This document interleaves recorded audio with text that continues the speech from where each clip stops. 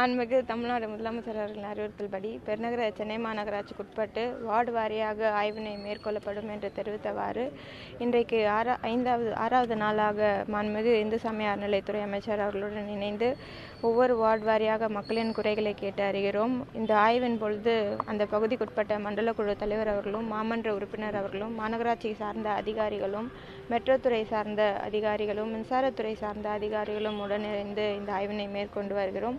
ஒவ்வொரு சாலை ரீதியாக இந்த ஆய்வினை நம்ம மேற்கொள்கிறோம். பொதுமக்கள் இந்த ஆய்வின் போது பல்வேறு கோரிக்கைகளை முன்வைக்கிறார்கள். அவர்கள் சாலையில் இருக்கக்கூடிய சேதமடைந்த சாலையை சீரமைக்குமாறு கேட்டுக்கொள்கிறார்கள். அதே போல் ஸ்ட்ரீட் லைட் மாற்றி தருமாறு கேட்டுக்கொள்கிறார்கள். இந்த ஆய்வின் பொழுது வழியில் இருக்கக்கூடிய அங்கன்வாடிகள், மருத்துவமனைகள், அதுக்கப்புறம் மாநகராட்சிக்குட்பட்ட பார்க்குகள், இந்த மாதிரி அனைத்துலையுமே ஆய்வினை தொடர்ந்து மேற்கொண்டு வருகிறோம். இன்றைக்கு வில்லிவாக்கம்குட்பட்டு 97வது வார்டு பகுதியில் இந்த ஆய்வினை மேற்கொண்டிருக்கோம். இன்றைக்கு காலை முதல் ஆய்வின் பொழுது இங்கு 97 வார்டுக்குட்பட்டு ஒரு ஷட்டில் கோர்ட்டை ஆய்வினை மேற்கொண்டும். அது பக்கத்தில் இருக்கக்கூடிய ஜிம் கன்ஸ்ட்ரக்ஷன் ஒர்க் போயிட்டுருக்கு. அந்த பணிகள் எப்படி நடைபெறுகிறது ஆய்வினை மேற்கொண்டும். அதைத் தொடர்ந்து அங்கு பகுதியில் உள்ள மருத்துவமனை மாநகராட்சிக்குட்பட்ட ஆரம்ப சுகாதார நிலையத்தை ஆய்வினை மேற்கொண்டும். அங்கே இருக்கக்கூடிய மருத்துவர்களிடம் ஒரு நாளைக்கு எத்தனை நபர்கள் வருகிறார்கள், தேவையான மருத்துவ வசதிகள் இருக்கிறதா, மருந்து இருக்கிறதா அப்படின்றதை கேட்டு அறிந்து கொண்டும். அது பக்கத்திலே இருக்கக்கூடிய அம்மா உணவகத்தை ஆய்வினை மேற்கொண்டும். ஒரு நாளைக்கு எத்தனை நபர்கள் அங்கே பயனடைகிறார்கள் அப்படின்றத கேட்டு அறிந்தோம். கூடுதலாக அந்த அம்மா உணவகத்தில் அவங்களுக்கு என்ன தேவைகள் இருக்கிறது என்று கண்டறிந்தோம்.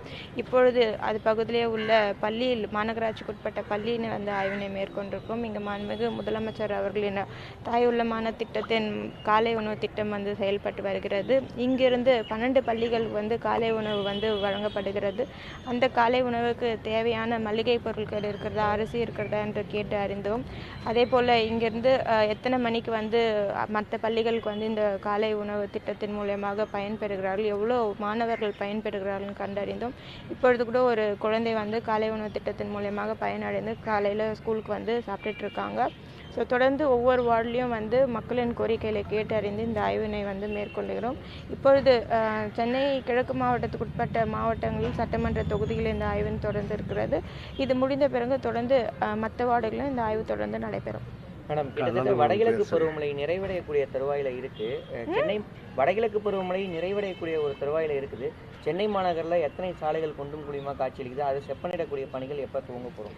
சென்னை மாநகராட்சியில் சாலை பணிகள் பொறுத்த வரைக்கும் நவம்பர் வரைக்குமே சாலை பணிகள் எடுத்திருந்தோம். 2024ஆம் ஆண்டில் எடுத்த சாலை பணிகள் சில பணிகள் மழைக்காலம் அப்படின்றதுனால மழை டைமில் போட வேணான்றது அறிவுறுத்தியிருந்தோம். இப்போது ஜனவரி மாதம் துவங்கினதுனால மீண்டும் சாலை பணிகள் துவங்கப்பட்டிருக்கிறது.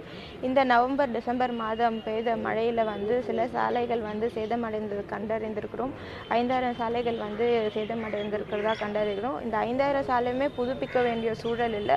சிலதில் பேட்ச் ஒர்க் செய்தாலே போதுமான சூழல் இருக்குது. ஸோ அந்த சாலைகள்லாம் முதற்கட்டமாக பேட்ச் ஒர்க் பணிகள் தொடர்ந்து நடைபெற்று வருகிறது. மீதமுள்ள சாலைகள் வரக்கூடிய 2025 நிதியில் எடுக்கப்பட்டு அந்த பணிகள் நடைபெறும்.